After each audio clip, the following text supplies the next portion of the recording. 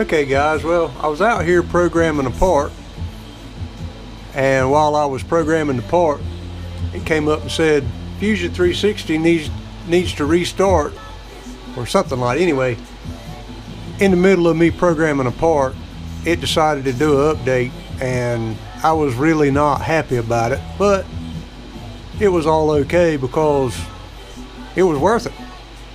I noticed now, since the update, the tool, when you go in and manage your tool library, or you add a tool or change the flute lengths or shoulder lengths or shaft diameters, body length, overall length, diameters, anything like that, there's now a profile of the tool, and it actually looks like the tool, which is extremely helpful for people that don't understand what the different designations are on a tool, like beginner users or something like this that have no real machining experience and they're just getting into it and they're trying to learn.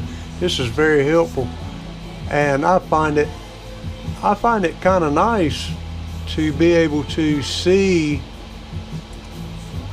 as well, so that I'm not changing something by accident that I shouldn't have changed. This is actually has the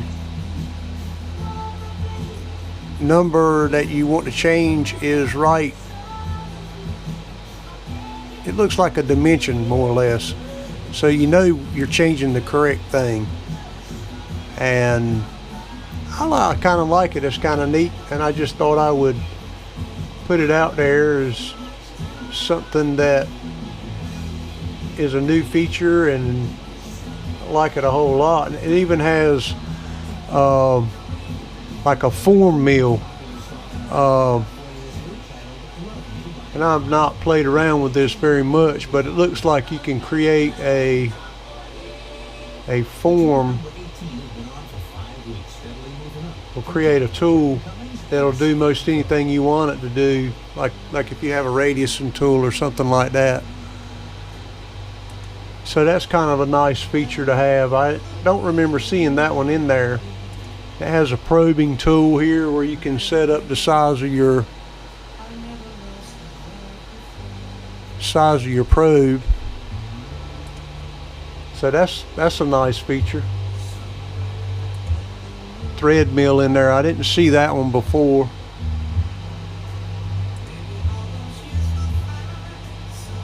These are all really nice because they actually look like the tool. Taps look kind of interesting. Spiral taps. They look just like they're supposed to. So this is all a helpful feature now. Face mills are busy, but they look like they're supposed to. So now when you load the tool in, you can find a holder. That's what they need to work on next, is the holders. Kind of give you a actual look of what it looks like, rather than having to just put a tool holder in there so there's a tool holder there. You add that and go back to the cutter. Well, it hasn't changed. It didn't change it, but that looks more like I don't know what exactly that holder looks like, but it's not the selected holder. As you can see over here, if you select a different holder, when you select a different holder over here, it gives you that's the TTS ½ inch, more or less, profile for that. To go back, check for another holder, change it to a ER collet, then it changes it like that, and you can go back to the cutter and it still looks the same. So it's not going to change the actual profile here. I would just pay attention to this end of it. It's kind of neat though. I thought I would kind of share it. They changed this all around now. There's a general tab up here where you can add a description, a vendor, product ID, and a product link. So you can actually enter in where you got it from. Yeah, so pretty much everything else is kind of the same. It gives you all the same options on all the other tabs,